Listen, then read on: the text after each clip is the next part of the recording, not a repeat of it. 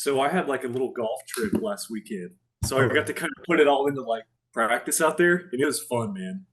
Driving by my buddies and stuff, dude, that's a good feeling. That's the you part I picked like up, about golf, man. yeah, dude, for sure. You picked up a huge, you're already what's your handicap? Dude, right now I'm sitting at about like a one or a two. Okay. So you're already But obviously a very good player, but you were hitting it about 270 carry before. so I would usually carry about 270, and that's playing like a little snappy hook too. So not bad, but it was just kind of like I was telling you. The harder you swing and the faster you try to go, the more you're like, oh shoot, no telling where this is going. So that's 270 with a 50% chance of it being on the planet. You know what I mean? Those are not great odds for golf, I'm not gonna lie.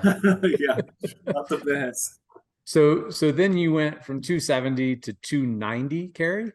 Yeah, so pretty consistently, whenever I pull out the driver, it was about 20 yards further off the tee. I wasn't getting a lot of rollout just because there were wet conditions, but so I would say carry pretty consistently about 20 yards further. It was definitely going a lot straighter too, which was honestly, I love the speed, and that's like the fun part for me is hitting it far. But dude, knowing that it's not going to go into two different fairways is the best feeling ever, man. It's cool because when that starts happening, you're like, oh shoot, I can't. I don't know if it's going to go straight, so maybe I should pull out like a 3 iron here, just get in the fairway. But dude, when you're like, no, I got the driver. I'll just send some down there. It'll be straight. You know where it's going to go. That's a good feeling, man. So when you started, when the distance increase is awesome, obviously carrying at 290 is no joke. Right. But when you started feeling that you had control, what was the thing that clicked for you that all of a sudden, because obviously that's to get that much more distance and that much more control, and like, and this was immediate for you, right? Like 10 minutes, 15 minutes of doing this, or how Yeah, long did this it take? was seriously. So I messaged you, got home from work, got an impact bag because I didn't have one. So I went to the store to get one, hit a couple just doing the drill into the bag, and then I actually didn't even get to hit that whole day or the next day because I had work also. So I went on the trip was the first time actually hitting balls, which was probably 2 days later. Oh wow. So So you had to put it in test right away. yeah, exactly. So I kind of we showed up, hit a couple balls, warming up, and started to feel it. But the biggest thing that I noticed was kind of some stuff I was telling you too. You know, I tend to get a little long and across Mhm. the line too, and I'd have a lot of trouble. It just became a big timing game at the bottom. Whereas whenever I would do this drill, it felt more tightened up, compact, but also still able to produce like speed and like a straight ball flight. So it felt like more like there were bumpers on it, like you were talking about in that video. Like you're able to put more into it, knowing it's going to be free and go straight. I mean, I know I've said that over and over, but that was huge for me. No, that was a huge part of the design of this program, was thinking about one, obviously, as I teach, I'm teaching a wide range of players, right? So how do you communicate something that somebody as skilled as you and somebody who's a 20 handicap can both relate to in the same way?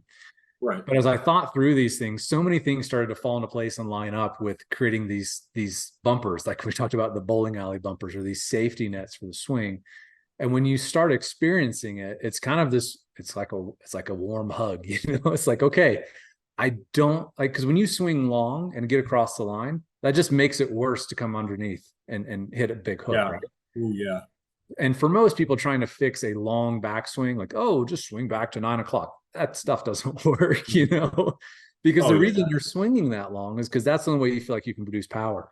And Yeah. so you swing longer, you get more stuck, you come more from the inside, and you get more of a hook. And the harder you try to hit it, the more you hook it, right? So that is really cool that you were able to, without me trying to shorten your swing or make it on plane or keep it from getting across the line, that it happened as a result of this, and you felt that, right? Yeah, exactly. And I could even see it just a little bit on the videos and stuff. I've always been trying to get my hands a little bit lower Mm. and a little more flat wrist and not as across the line. And it was just cool to see that that worked out as a result of making the proper movement.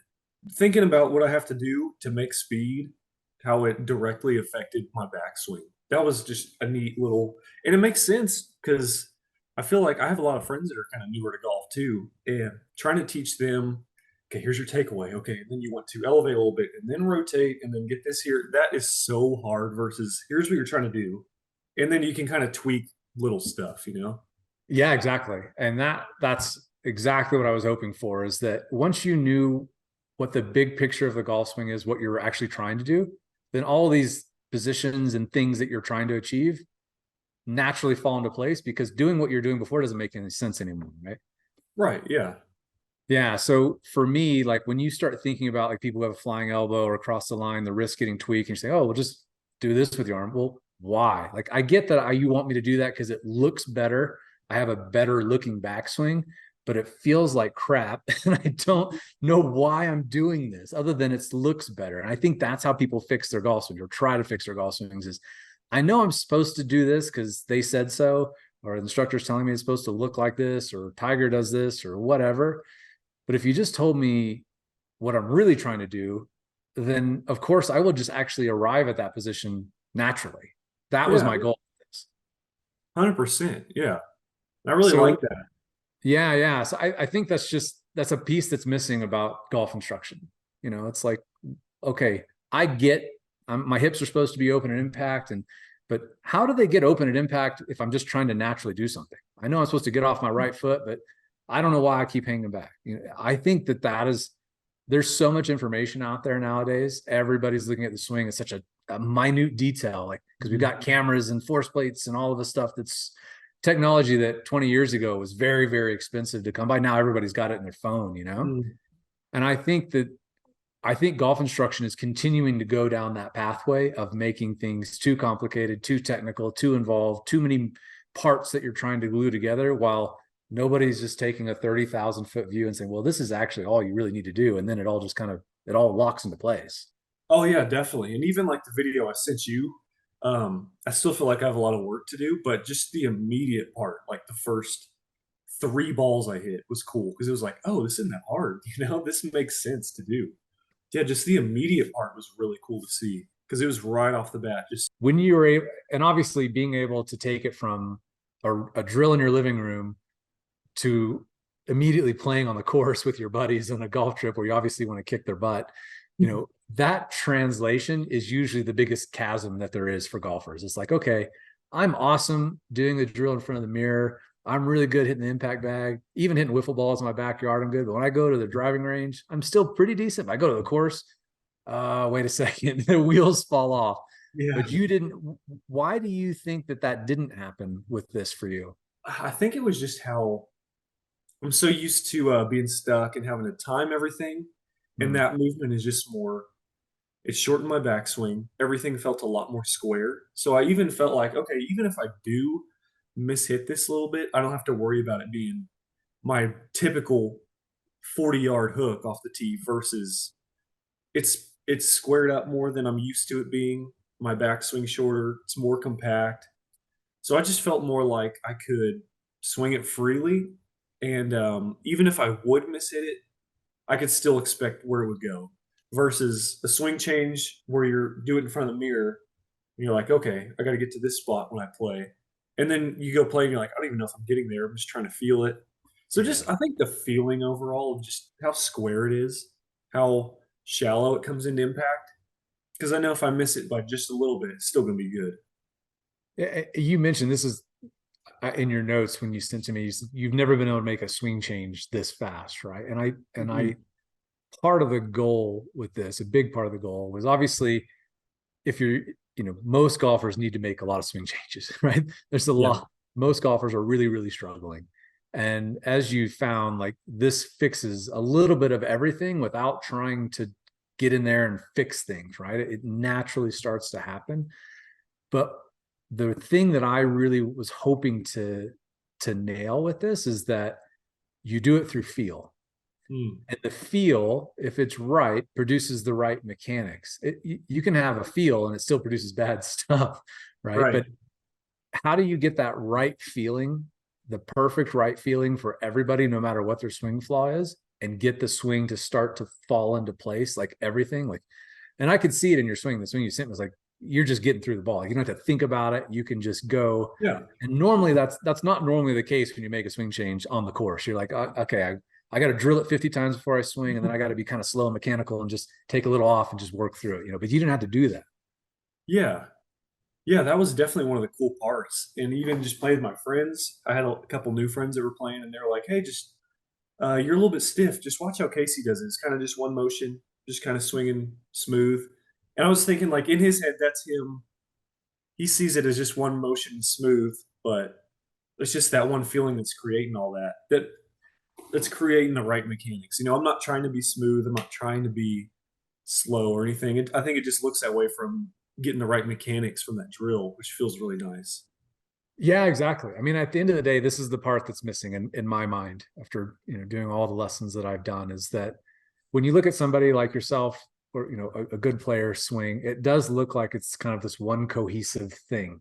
It doesn't look like it's just like going back, transition, now go the other way, switch directions. Like but I think that that's how a lot of amateur golfers swing the club. And maybe how they even think about it is that it's these three distinct pieces, maybe more, depending on how many pieces you want to group together. Position 1, position 2, position 3. Like that stuff doesn't work. You can't think your way through it.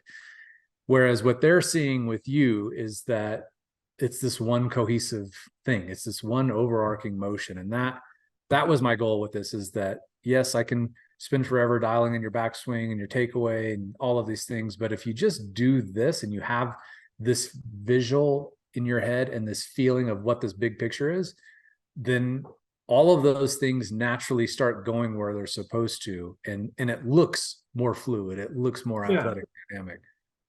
Yeah, that is a really cool part of that. Just being able to get that big picture of it all. That is really cool. Um, it's also cool, like just you're talking about, like when you're incorporating the step and stuff, and then letting your elbow get down. That is like your transition. You're not thinking backswing. Okay, now transition. Okay, now I got to just post up and it just makes sense to do. It's just like, oh yeah, I'm already down here. I can just let it go. It's a cool feeling, man. It's total opposite of normal golf, where it's like doing a billion things in a split second. You're just like, I'm just gonna hit it, doing what feels like produces my power. I think that's a really cool part about that drill. It works, man. It's really cool. So it's just exciting that there's finally something now, like just to get you on track. Not where you gotta Yes. watch a million YouTube videos or do whatever. It's a good feeling. We've tested this with all sorts of different levels of players. And that's what we found, is that it speaks to the scratch golfer and it speaks to the 30 handicapper and everybody in the middle. And that's kind of hard to do because everybody's kind of got these disparate issues. Yeah, and that's why I was so surprised to go from like carrying it 20 yards further, because usually if you see a video like that where it's like get 30 yards in 15 minutes, Yeah, it's for maybe bullshit. for someone yeah, or maybe for somebody new it's like, oh yeah, well they could do that because they're hitting it 100 yards. But going from 270 to 290 is pretty substantial, man. Like that definitely, just with how long I've been playing, that was when I was like, oh shoot, this really works. What did your That was buddy a cool say when feeling. when they Dude, saw you hitting it past them like that? oh, I remember there was one par five and I just nuked one, dude. It was downhill, downwind, and I was just trying to feel that drill. Just went up and hit a little draw, and they were like, "Holy!" It was just funny, man. It was a cool feeling. I was sitting there holding my follow through, and I was like, "Yeah, that was sick."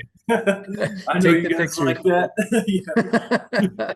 Yeah. Oh, that's awesome, dude. That's the best. So going forward, I'm really curious to see how other things translate with this, because obviously it's not just distance.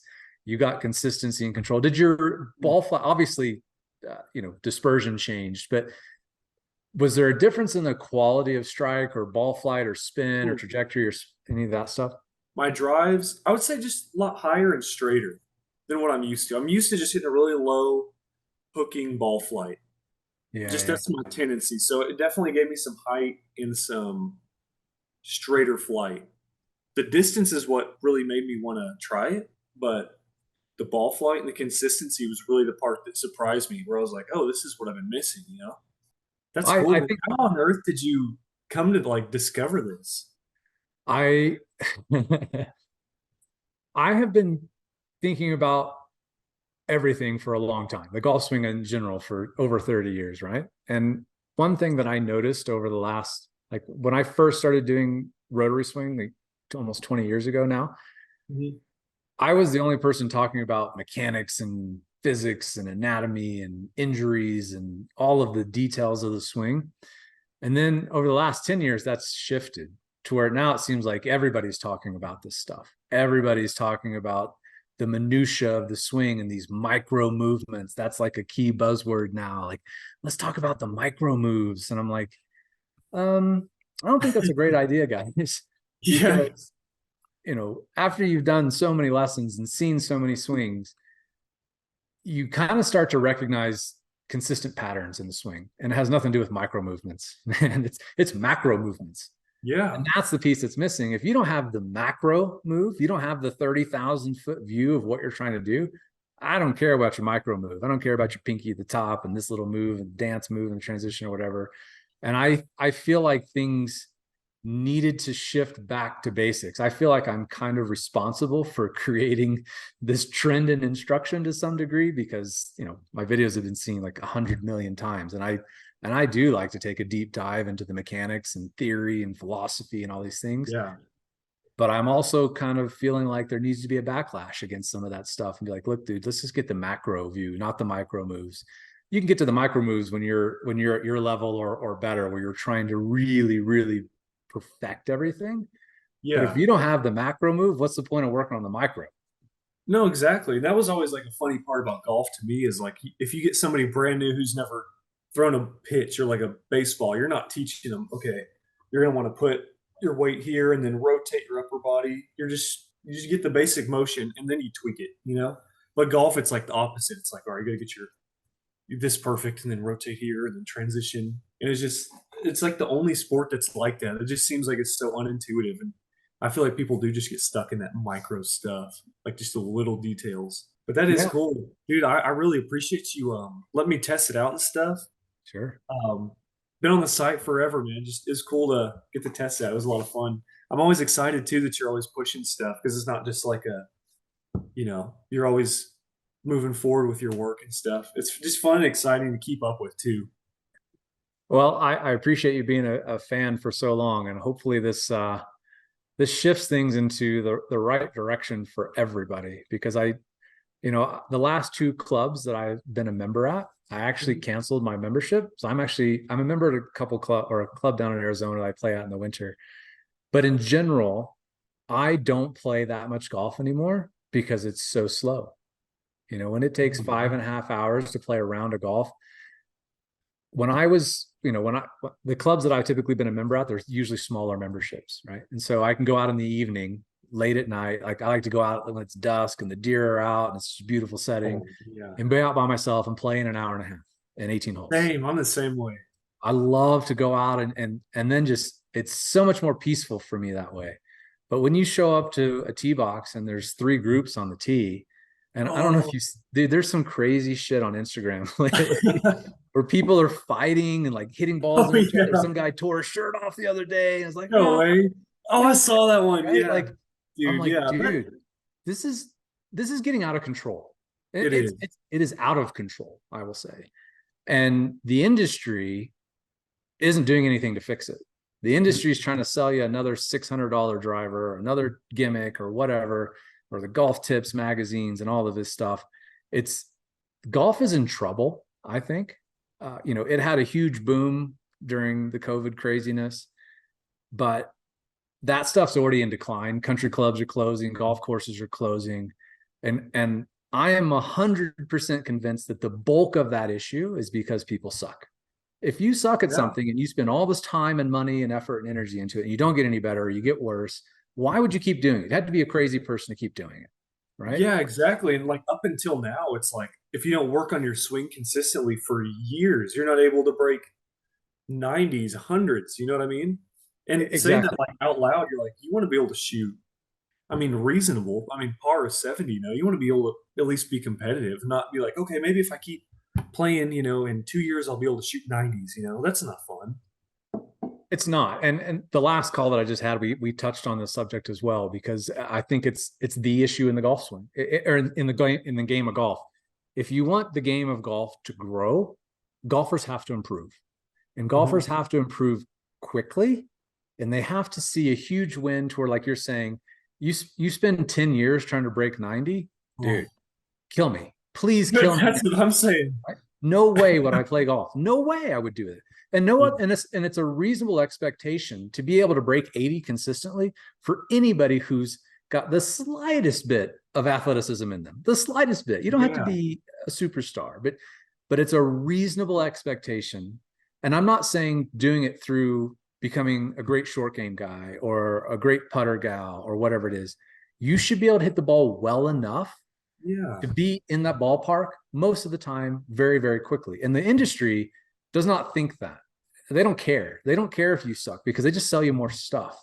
Mm. And that I think is a huge freaking problem that nobody's addressing. And I think that this was part of my ulterior motive with this because I don't want to play golf anymore when it takes 6 hours. I'm not going to do it. I got too Seriously. much shit to do. I'm busy. Yeah. I want to go out and have fun and not wait on every single tee box at every single golf course that I go to. It doesn't have to be like this. So for everybody to get more enjoyment out of the game, they've got to make a quantum leap from where they are now to where they can be today. And I can't, I've been doing this for, obsessing about the golf swing for over 30 years. This is to me the fastest way to get somebody to make that quantum leap where you can hit the ball well enough to start thinking about, even if you're a 90 shooter, you start thinking like, I might start shooting in the 70s, like pretty soon, Yeah. right? That's Seriously. You cool. got that thing to look forward to, dude. I mean, everybody, I feel like when they're starting out, they suck, and they have that one shot where they're like, what was that? I will chase that the rest of my life. They do, exactly. I saw like an Instagram video and it was like some dude and he's like playing with his friends. He's like, why would y'all even play this? This is boring. He flushes one iron. He's like, I'm gonna devote the rest of my life to this. I was like, dude, that is golf. That's the fun part, man, is hitting it like decently well, you know? Putting and stuff, hate putting, suck at putting. Short game and stuff, that's how you score. Dude, hitting a bomb and a drive is fun. Hitting it far in front of your buddies is fun. It That's what I is. And it doesn't take, you just need a little bit of stuff, the right information in the right way to make that leap. And we're seeing it, right? Like we're seeing it happen over and over and over again with all these people doing these tests. And I think that there can be a revolution in the game to revitalize it because I think that the game needs to change. I think a lot of things about the game need to change. I think that, but I don't see any other way to fix every single problem in the game without getting somebody to be a reasonable ball striker. Because if you're a reasonable ball striker and you go out and you hit 10 like pure shots in a round yeah. and you have 38 putts and you don't care because that's what you Oh, talk about in the clubhouses. Dude, did you see that drive I hit on 15 or that 3 iron whatever? That to me is, and people want to talk about, oh, it's all about short game and wedge play. And I agree. Like when you get to a certain level, you have to do that. But mhm. nobody's ever going to spend the time working on their short game and wedge play and bunker play and putting when they suck at striking the ball. Yeah. It's Oh, just not yeah. going to happen. When you're driving at 150 yards and then 100 yards right, 100 yards left, that doesn't even matter. It's not even like on your radar at all yet. Yeah, you're just pissed about how many balls you've lost that day and Oh, how this new $500 driver didn't do what it promised to do. oh man, We dude. need. But I really think you'll be responsible for a lot of that, man. If when golf makes a little bit of like a, just like you're saying, something needs to be done about it. But I think you're definitely going to be responsible for that. Just making it simple and like fun again, because that's why we all play. You know, you want to get off work and play. You want to be able to play around. You don't want to have to think, oh, dude, I want to play, but gonna have to wait, and then we're gonna have to pay $150, and then I gotta get some balls, and then hopefully the dudes in front of us play well and aren't hacks. You know, just all that stuff. Exactly. I think that's, if you really want to change the game, that's where we have to start. And if everybody can hit the ball 200% better than they are now, just to have that huge leap to like, oh, this is a different game. Yeah. Oh yeah. I think that people will fall in love with the game because they realize what it is. And every time I go play with somebody who's an amateur golfer, well, I took Pedro out last week or 2 weeks ago, whatever it was, and he's never played with somebody at my level.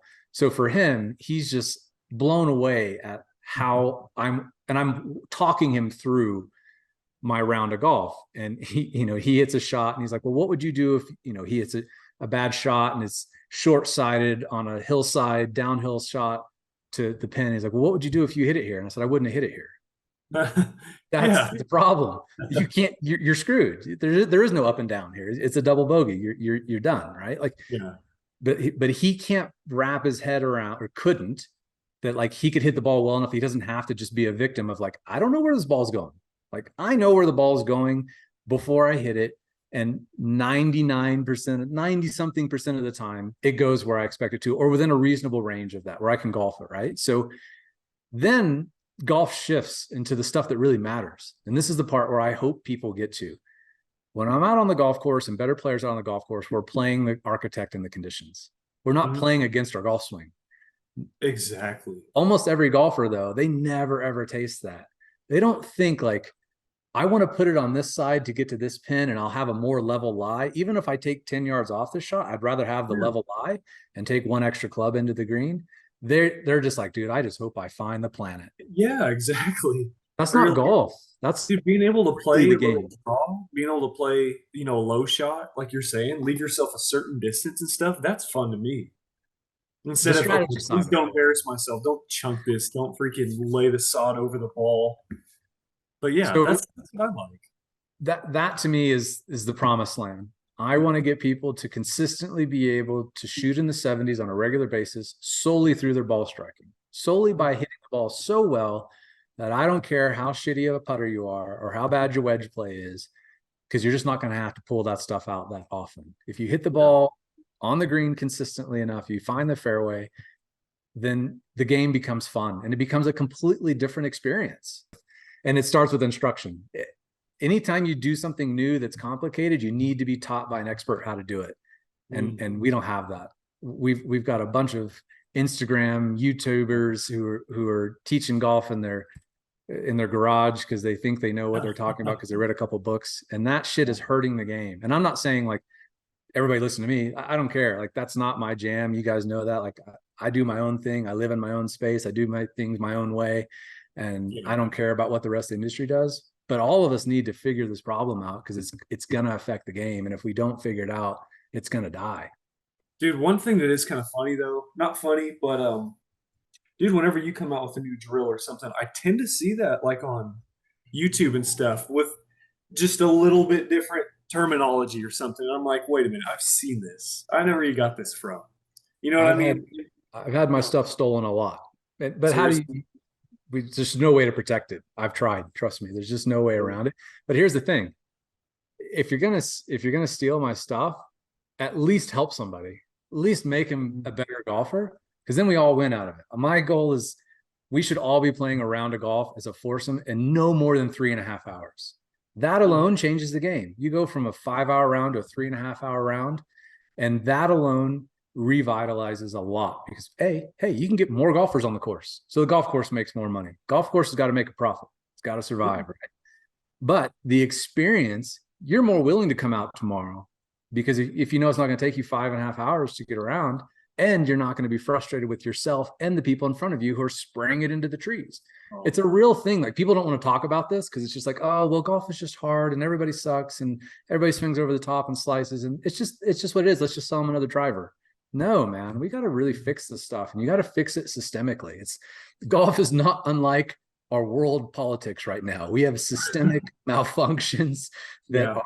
go to the root of everything, and we need a root solution fix.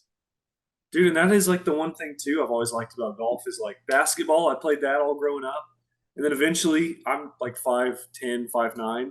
You get to an age where people are 6'7", and you're like, well, golf it is. But when you play golf, you see some guy that looks just like you that, I mean, he worked harder at it, but you're like, there's no reason I can't do that. And there really isn't, I guess, for people just to, it's just lack of knowledge or feel or whatever it is. But there's no reason that we all can't play better like that too.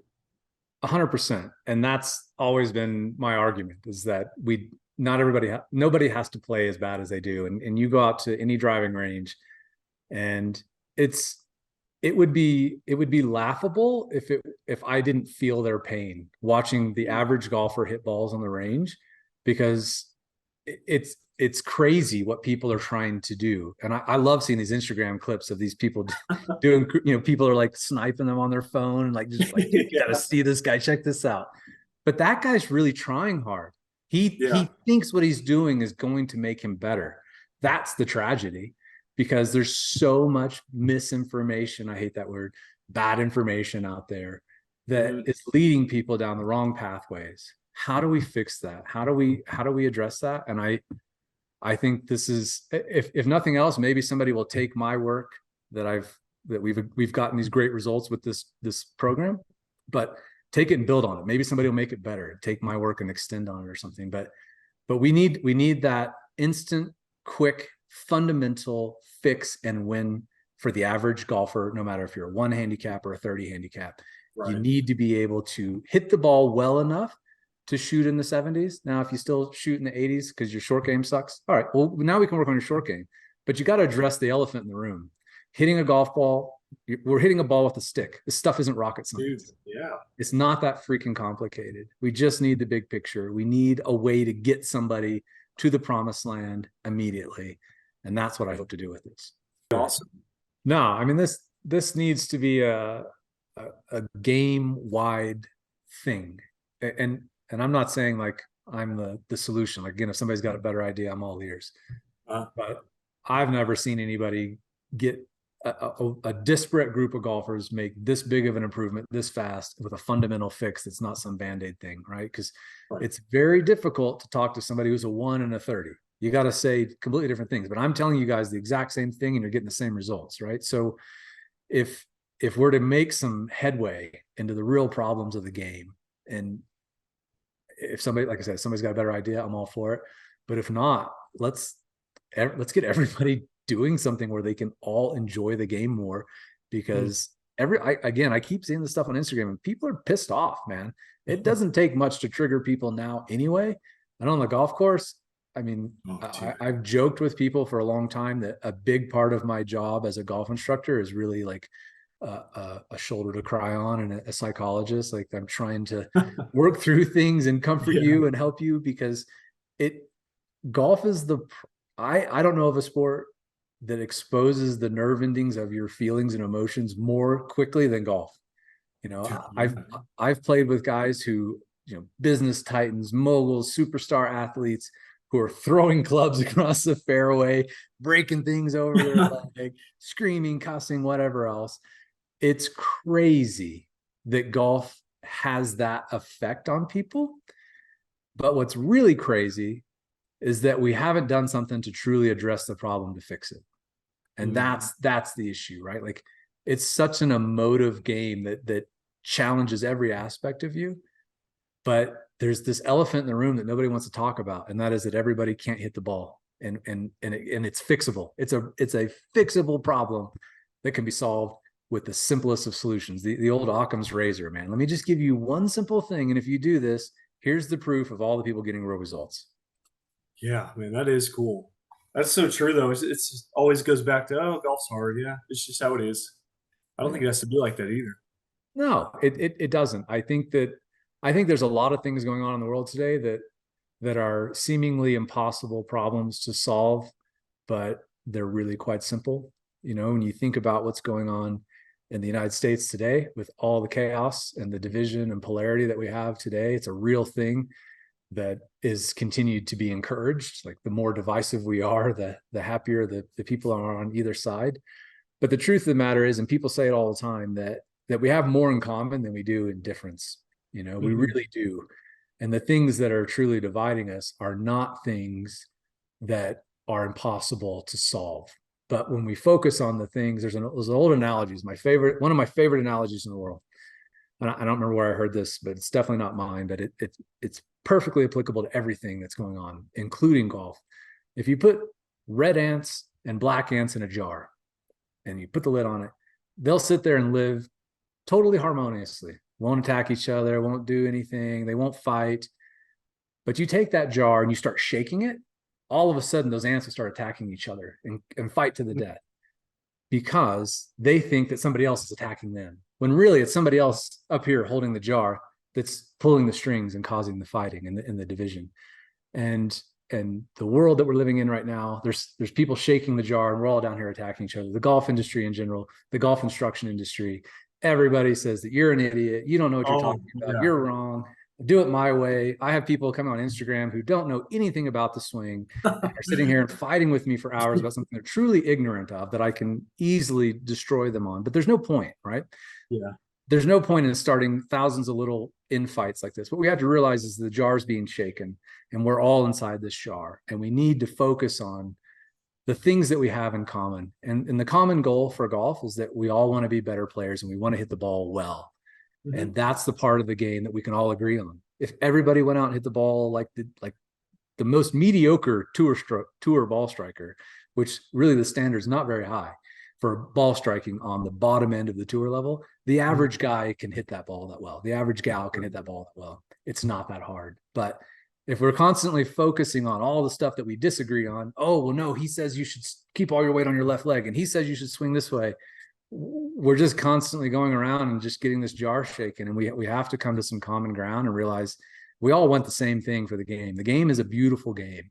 It's a unique game. There's nothing like it. But if we just keep going down this pathway of division, then it's just going to tear itself apart.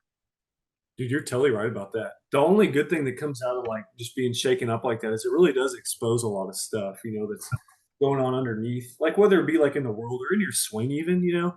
Like I tend to try to be more positive and stuff, but when I golf, dude, that's the only time I really get pissed off. And like that stuff comes out, I'm like, what the heck? It's like you've never played before. But dude, at least that stuff comes to the surface and I can like deal with it. But dude, golf, it's taught me a lot of stuff, growing up, playing on a golf team, learning how to work hard to play and stuff. It's a beautiful game, man. I really appreciate you putting this type of stuff out there. You're a better man than me. If someone was, stealing all my stuff like that and just posting it on YouTube, I'd be pissed. I respect your attitude, man. Well, we've got much bigger fish to fry these days, and Yeah.